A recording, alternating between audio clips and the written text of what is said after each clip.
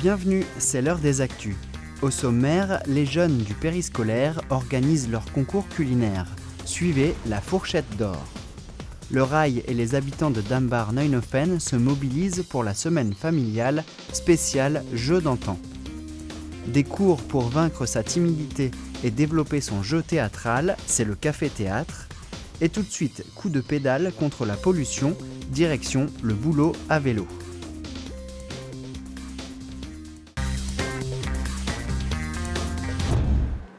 Pédaler avant d'aller bosser, c'est l'objectif du challenge au boulot à vélo.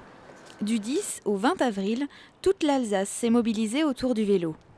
Organisé par les associations cyclistes d'Alsace et coordonné par l'ADEAN, l'Association pour le développement de l'Alsace du Nord, ce challenge au boulot à vélo incite les salariés d'entreprise à faire leur trajet domicile-lieu de travail en vélo. Les transports sont responsables de plus de 30% des émissions de gaz à effet de serre en Alsace du Nord. Et dans le cadre du plan climat, nous avons décidé de travailler tous les aspects mobilité. Et dans ce cadre-là, nous avons relayé cette année pour la première fois le challenge au boulot à vélo. Donc c'est un challenge qui est fait au niveau de l'Alsace, qui est organisé par l'association Cadre 67. Et l'ADEAN coordonne, sensibilise, anime ce challenge au niveau de l'Alsace du Nord, incite les entreprises à y participer.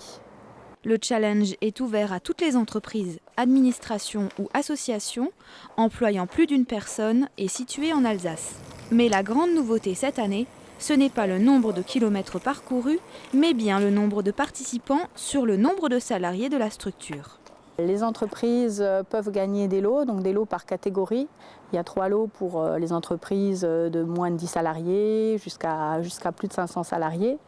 Et puis l'objectif bien sûr à terme, c'est de faire essayer aux salariés de venir en vélo à leur travail, d'expérimenter ça une fois et peut-être d'y prendre goût et du coup de le faire plusieurs fois derrière.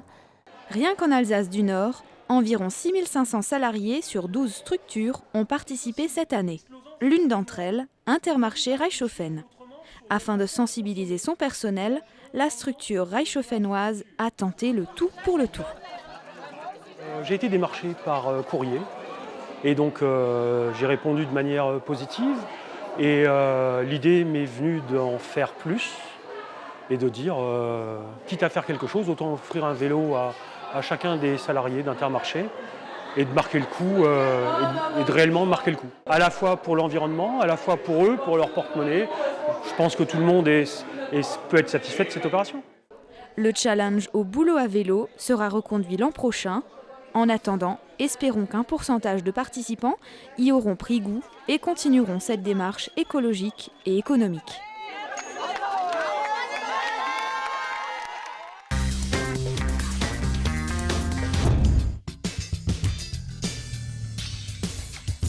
Les grandes chaînes ont toutes leurs émissions gourmandes. C'est inspiré par ces différentes émissions culinaires que Marion, Lisa, Mathilde, Jennifer et Laetitia ont eu l'idée d'organiser seuls leur concours encadré par l'équipe périscolaire. Et ce concours, c'est la fourchette d'or. En fait, il y a une animatrice qui nous a demandé si on voulait faire un projet, alors on en a parlé et on a trouvé ce projet. Comme on a regardé une émission, ça nous a donné l'idée. Chaque jour, 3 équipes de 2 ont préparé chacune un plat, plusieurs catégories sur plusieurs jours, sucré, salé et même un mélange des saveurs. N'oubliez pas que vous avez du canard, que vous avez du poulet, du canard. Le lundi et le mardi, on a fait un gâteau à la semoule. Et donc on a voté et on avait 2 gagnants, du lundi et du mardi. Et le jeudi, on a fait un suprême au chocolat. Et on a voté et ceux qui avaient gagné le suprême au chocolat, c'était les gagnants du sucré. Lauriane et Lisa, c'est les gagnants du sucré. Et cette semaine, on ne connaît pas encore les noms. 10 minutes. Les participants du jour doivent préparer des croque-monsieur. Tout doit être parfait pour remporter le plus de votes. Il faut cuisiner, il faut faire la meilleure présentation, il faut que ce soit le meilleur plat qui gagne. C'est pas que le visuel, c'est aussi le goût.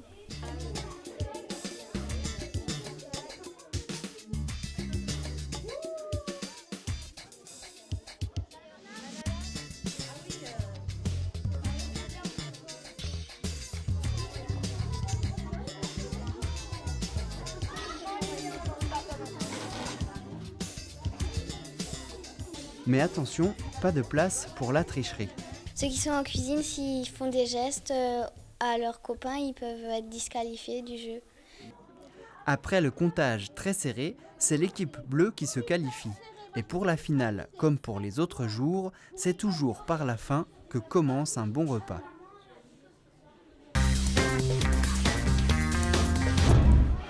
Jeunes et moins jeunes réunis dans la même pièce autour de différents jeux de société. C'est ce qu'a permis la semaine familiale.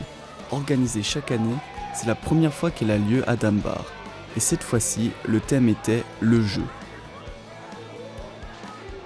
Avec les élèves, on a décidé de créer un Trivial Poursuite basé sur le programme de CE, CE1, CE2. Et donc à partir de là, on a créé le plateau, les pions, les questions surtout. C'est aussi une question fun. Quelle est la plus haute montagne française?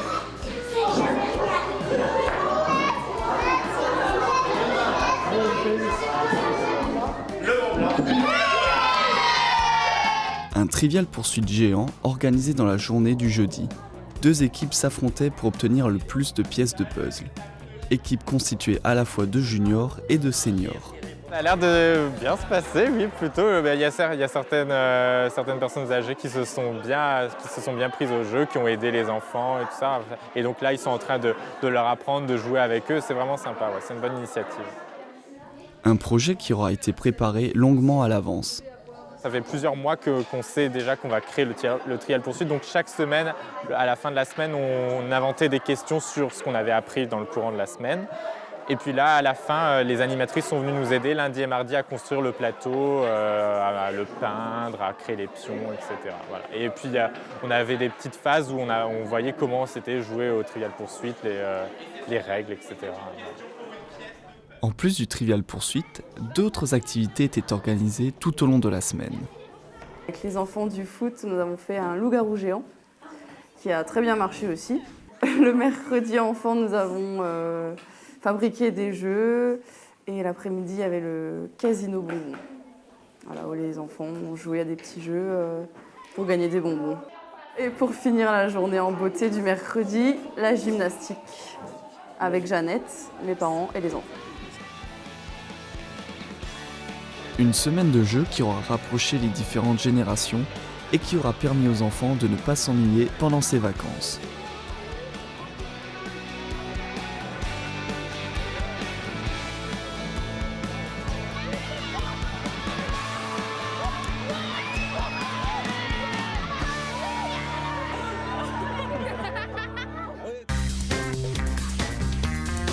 On lève les bras.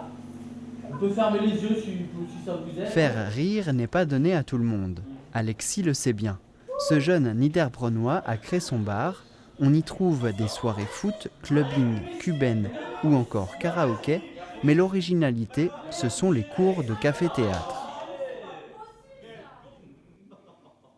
Le but premier des soirées café-théâtre, des cours de café-théâtre, est vraiment de pouvoir permettre à ces élèves d'évoluer sur une scène en faisant les premières parties donc de nos artistes professionnels qui sont bien sûr très médiatisés.